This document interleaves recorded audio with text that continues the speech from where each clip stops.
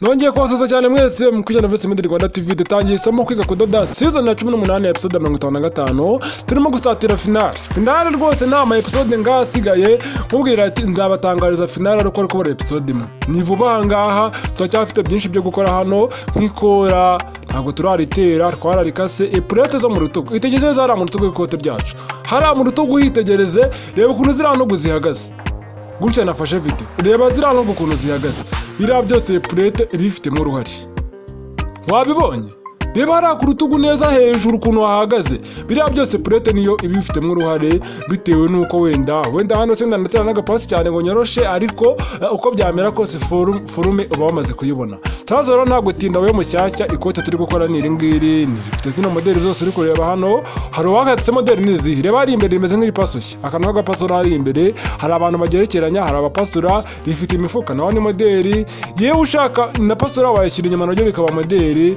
nzirakora rimeze kuriya naho ni modeli amakora batandukanye ku muntu uri kwatatse modeli niye ko tubona ari bisanzwe nukuvuga ngo rero ikote bari rifite modeli nyinshi uko ryaba rimeze kose bari rifite modeli nta mwede utagira modeli ni ishati ndi umuntu yambaye hano turi gupimiraho naho ni modeli da nukuvuga ngo rero hano izi ni incamake zose gufata ibipimo nyuma yaho ukuntu babigabanya ukuntu bashushanya byose twarabyize ukuntu bakata byose mwarabyize hano naho urakata ukuntu bakora decoupe umuntu yanayikora nsinziriye gusa kuko hari umuntu utayizi twaragize bihagije wongereho ngo bihagije hano rero urabona byose ni kuriya decoupe yacu naberetse ukuntu bayikata byose mwarabibonye hanyuma tujya mu bintu byo komeka ipasi na viruseline yacu y'ibiheri nimvuga ibiheri umuntu tutatangiranye aribaza ibyo ari byo bimucange jya gutangira nawe twabyize urihe ni ukuvuga ngo rero hano nyuma yo guhumeka viruseline hano twakoresheje viruseline ati sikora umuntu utayizi nawe subira inyuma ni ukuvuga ngo rero nyuma yaho tujya mu bintu byo kudubura mwarabibonye guhuza ibipande mwarabibonye udufashe turadufasha tujya kugira gutobora imifuka uribaza ikaramu se n'iyiki subira inyuma ujye kubireba si ibyo gusa rero turakomeza tujya no ku bipesu turakomeza ikora ryacu murabibona ikote ryacu ryaza kuzura rimeze gutya ni ukuvuga ngo rero ahantu tugeze ubundi ahantu mutarabona n'irakora gusa rirakora n'ibipesu ibintu bibiri nibyo bisigaye ikora n'ibipesu ese biratwara episode zingahe kuziko episode 17 ibi bintu bisigaye biratwara episode zingahe ko nta miyaga nabashyiramo ngo mbyihutishe ntayo pe ntayo reka dukomeze akana ko kandi turebe aho biga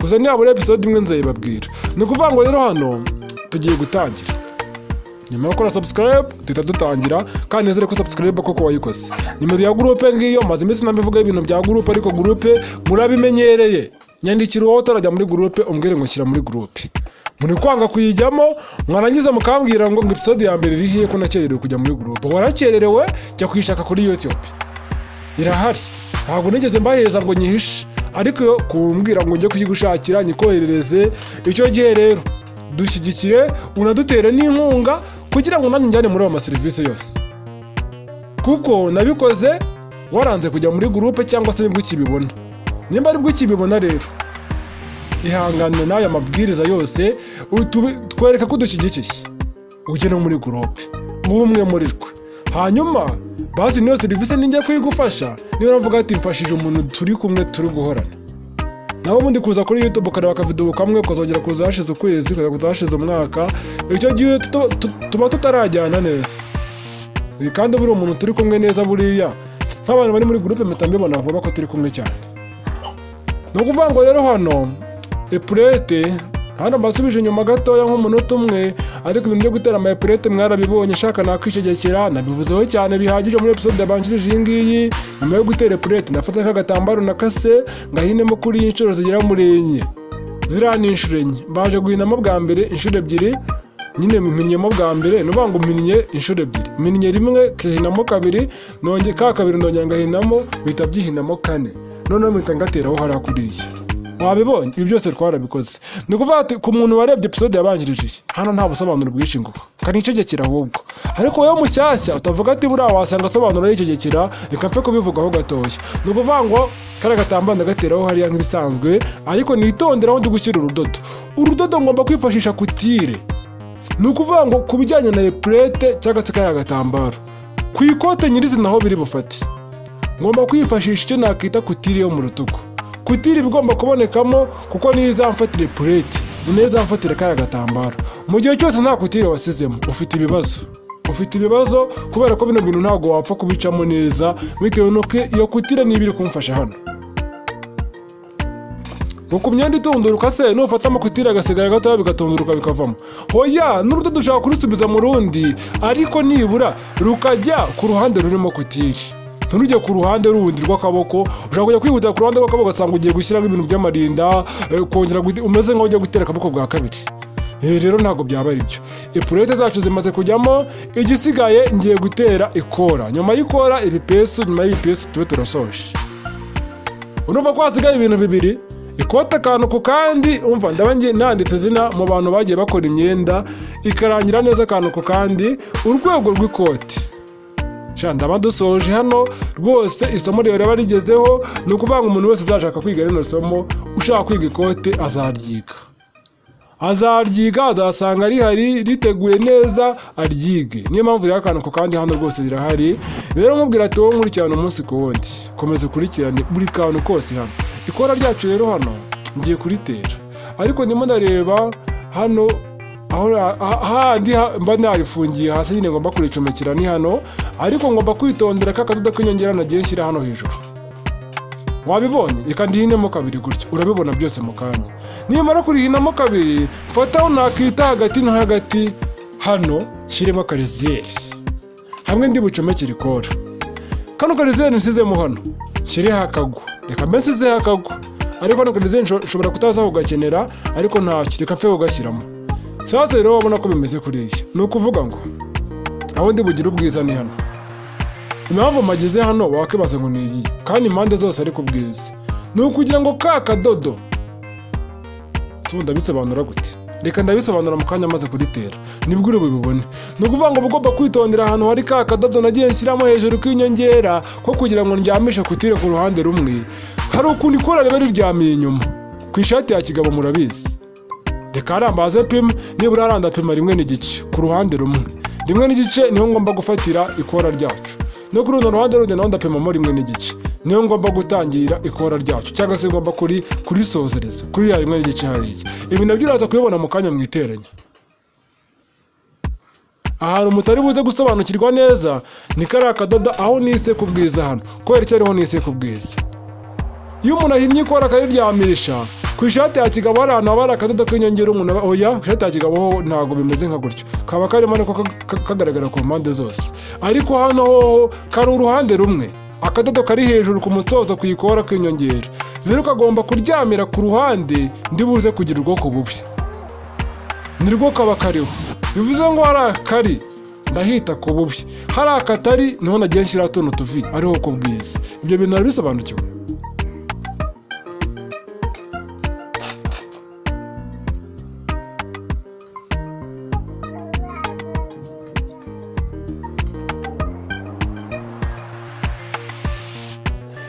Narininze nene bakureba mu bebe hano, hari umubebe turi kumwe hano. Rero ndafata rya kote ryacu, waribonye? Mbazenze mvuga ati ikora riraza kujyaho gutya, zirajyaho gutya, ariko dore ka kadodo wakabonye kagomba kuza kakaryamira hariya. Urabibonye? Kara kadodo urakabonye hari niho ruzingiye. Ikote ryacu ndihinyemo kabiri kuriya kugira ngo ndibe hagati na hagati, hagati na hagati ka kantu kari hagati na hagati ku ikote ryacu niho nanjye ngiye gucomekera ikora. Nimba uzi ko tujya tubikora ku ishati ya kigabo ni nka gutya n'ubundi nk'ibisanzwe. Ikora mbanje kuritera nifashishije agatambaro kamwe koko igitenge cyo kubwiza, nicyo cyonyine nifashishije intera hariya. Yaduburire yo nakitiye ku bubi ntabwo yo ndayitera ku ikora, ariko nturutse hagati na hagati. Nuvuga ngo mpinye ikora hagati na hagati, ndongera mpina n'ikote ryacu hagati na hagati yari hejuru ku ikora nyine ngomba gutera kuri buriya bucafu, aba ariho mbaza guhuza kugira ngo mere hagati na hagati ntera ku ruhande bize kuza guhuriramo. Ariko icyitonderwa hano rero, aha ikora ryacu mu gihe cyose uri kugenda uri murasatira ku ruhande, wabibonye? Ninjya gusatira ku ruhande sumbe bereka gute koko, reka mbaze mbikuremo. Birebe gutya, ni ukuvuga ngo reba hano gutya.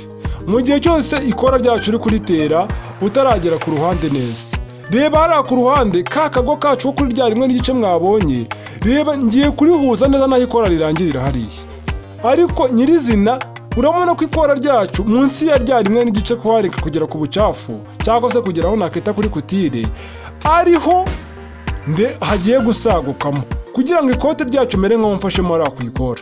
Noneho sasa rero hano reka nongere make akantu gato kugira ngo mbanze nturuke hariya, nimara guturuka hariya ngende gahoro gahoro ariko ngwite ngwishamo hariya. Ibi bintu kugira ngo bisobanukirwe rero birasaba kubireba ukumva ibyo ndi kuvuga nawe ukazabikora, ariko uko ndi kubikora biragaragara. Ntabwo mvuze ngo turaberamisha ikora ryacu duturutse hagati na hagati hamwe hari riziyeri. Hoya, ndateranya nza hari riziyeri ngende ninjya gusatira ku mpande gato, mbega ndenze nko ku rutugu, ndenze nko cyangwa se hamwe hari itengizo cyo ku rutugu rw'ikote ryacu, aba ariho ntangira kubihengeka, guhengeka ikora ryacu. Ku ikora ryacu yabona ko ritangiye gusigaza kutire nini. Birate kuvuga ngo rero niyo mpamvu nakubwiye ngo ndahera kuri wa mubare nafatishemo, ashobora kuba ari 1 ashobora kuba ari 2, ushobora kuba wagize munsi ya 1, umubare wose wafashemo nuwo. Urabona ko kuberamisha bigarukiye he? Itegereze neza. Iriya kutire ngezeho hariya ni ya kutire yo ku rutugu rwacu kwa kudomo nahuze igipande cy'imbere n'icy'inyuma cy'ikoti. Iriya ya kutire urabona ko ariyo kuberamisha bisa nkaho byari bigarukiyeho nubwo birenzeho gatoya. Bushatse kuvuga ngo rero ikora ryacu rigomba kuba rimeze kuri iki. Ibi bintu urabisobanukiwe? Ni ukuvuga ngo rero nta gutinda, dore ni ibi ngibi. Nizere ko hano hantu hasobanukiwe, niho hantu hameze nk'akomeye, ariko ibijyanye n'iri kora ryacu kuba mfashemo kuriya hari abari bambwira ngo birakomeye ndabizi, ariko dore ni ukuvuga ngo dore wa murongo baye nk'ugenda kuriya kugera aho ndi buboneka ikote ryacu hari yakutire yo mu rutugu. Yakutire yo mu rutugu niho hantu wenda irakutire yacu imera nk'ayirangiyemo, kuko hari umuntu ushobora kuberamisha akarinda agera hamwe hari riziyeri, hamwe na hiri hari riziyeri, ari kuberamisha icyo gihe ikora waryica, wariryamo cyane ugakabye. Rero aha hantu naho kubera ko irakutire yo mu rutugu reka maciye akantu gato kugira ngo se n'uwegeza hejuru, kugira ngo nibura iriya kutire yo mu rutugu aba ariyo ririya kora ryagiye risagukamo, aba ariho rigarukira risaguka. Reka nciye akantu gato kugira ngo nongere nse nk'ubikosora kugira ngo bibone neza. Noneho harangiye kongera mbikurushe ku buryo nibura hariya mu rutugu neza kuri iriya kutire yo mu rutugu ariho ikora ryacu riri burangirire gufatamo kutire. Reka ntutu udodo n'umundi hariya rwahirure. Ibi bintu uri kubibona? Ngende kuriya, nkomeze kuriya, nkomeze, ariko nyirizina ndi kubona ko ari ku rutugu kuri ya kutire yacu yo ku rutugu. Dore iminsi ko mbireshyeshya ndabikuruye mbizamura hejuru kugira ngo aho nshaka kubereka ni uguhera ku rutugu kumanuka ujya ku ijosi nyirizina imbere.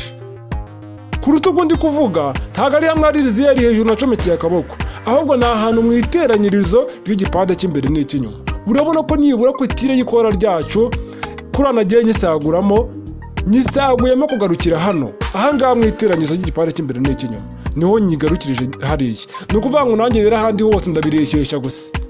Wabibonye guhita umuntu abireshyeshya. Hano rero nizere ko usobanukiwe. Si usobanukiwe? Like, inkunga, inkunga niyo ya mbere. Kunshimira kwa mbere no kuntera inkunga.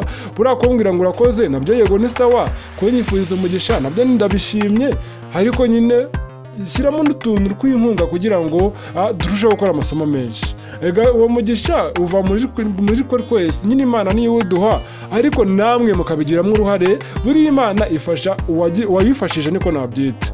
Giramo uruhare, Imana ibona hihera ijya kugufasha. Ntabwo ndi kujya kwigisha hano ijambo ry'Imana hatagira umuntu utaza kubyemeranwaho kimwe ugasanga anabigize impamvu. Reka twikomereze, sibyo? Ariko inkunga aho ngaho iba ikenewe kugira ngo turusheho kwagura amasomo.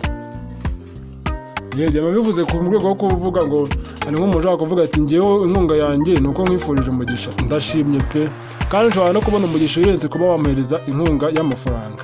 Ariko nyine reka dukeneye amasomo, benshi bagiye bavuga gutyo, nabwo urumva ko nyine buriya wese bajya bavuga ngo oya kabaze nkomeze hano by'imikani tube tubetse ni ukuvuga ngo hano naho ngiye kongera ndovo ya rimwe n'igice yo kuyikora ry'urundi ruhande niyo mbanje gufatisha hariya da aba ariyo nibanziriza kugira ngo menye neza ko biri buze kuresha bigeze hariya sibyo ni wa mubare noneho hano handitse hasi ati reka amateranya nikomereza ureba hano ndi butangira noneho gusa nkaho ngiye kubisumbanya hano biraza kuba bireshya nigendere bireshya ntaho yabireshya sibyo bireshya ngende bireshya gahoro gahoro bireshya nkomeze bireshya nkomeze ngende bireshya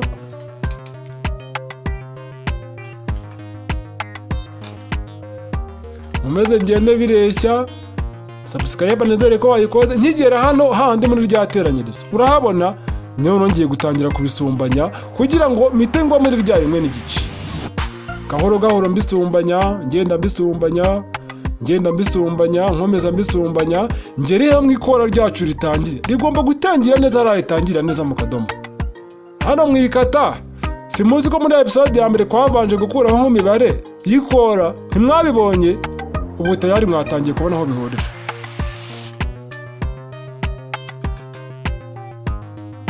dukata utudodo kugira ngo ukore amafinisage hano nshaka nasubikira hano kugira ngo duhurire mu kandi gace dukomeza gutera n'ibindi kuko iminota hano iradushiranye urabona hasigaye amasegonda kugira ngo dusoze ariko iby'ingenzi hano urabibonye ni ukuvuga ngo igisigaye ni ukuri ukuntu duteraho ikidubuzo hariya wabonye tayari ikora ryatangiye kwikora sasa rero nta gutinda reka dusoze mubwira ati tubonane muri episode ya 56 iraje vuba kandi ikindi umenye neza ko wakoze subscribe nimero y'inkunga ngiyaho ngaho udushyigikire udutere inkunga turushaho gukora amasomo menshi agiye atandukanye kandi namwe bizarushaho kubafasha ni very simple Rwanda TV ndabakunda cyane aka kanya reka mbasezerere mbabwira ati tuzasubira mu yindi episode ejo nibwo izindi zizasohoka uyu munsi nabageneye 2 zo ku ikote mbagenera 2 zo kwiriba season na 19 nuko rero ibyo no munsi birarangiye ahasigaye inama modeli kubahereza amamodeli tukazasubira kwiga ejo bye bye rero ndabakunda cyane